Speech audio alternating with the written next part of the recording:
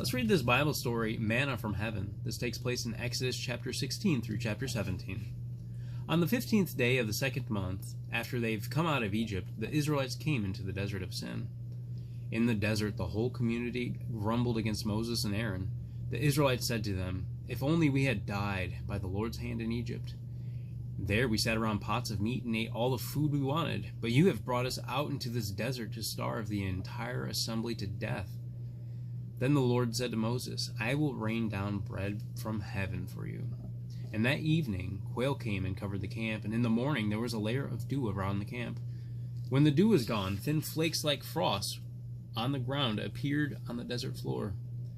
When the Israelites saw it, they said to each other, "What is it?" Moses said to them, "It is the bread from heaven that the Lord has given you to eat.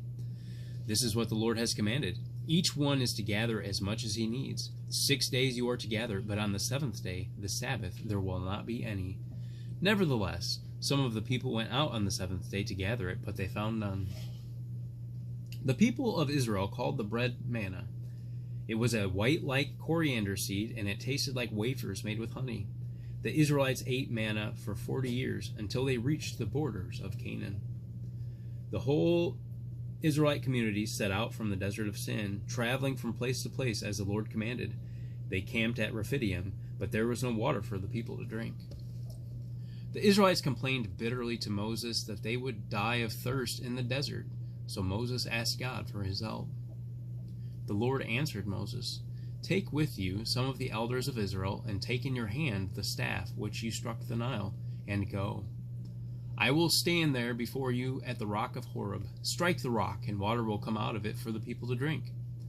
So Moses did this in the sight of the elders of Israel, and he called the place Mesa and Meribah, because the Israelites quarreled, and because they tested the Lord, saying, "Is the Lord among us or not?"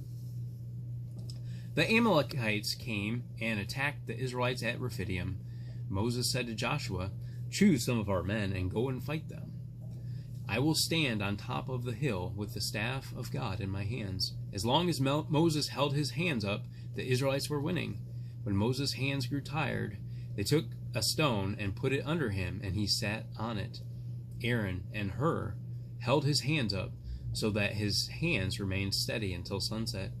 So Joshua overcame the Amalekite army with the sword. After these events, Moses chose several wise men to act as judges over the people. The Israelites traveled on the desert of Sinai, and they camped in front of the mountain of God. Understanding the story. The Israelites began to lose faith in God when they are faced with hunger and thirst in the desert. However, God demonstrates concern for the chosen people and miraculously provides them with food and water and success in battle. Despite God's actions, the Israelites continue to doubt him. Thank you, Lord, for your word. Thank you. Come on back and we'll do it again.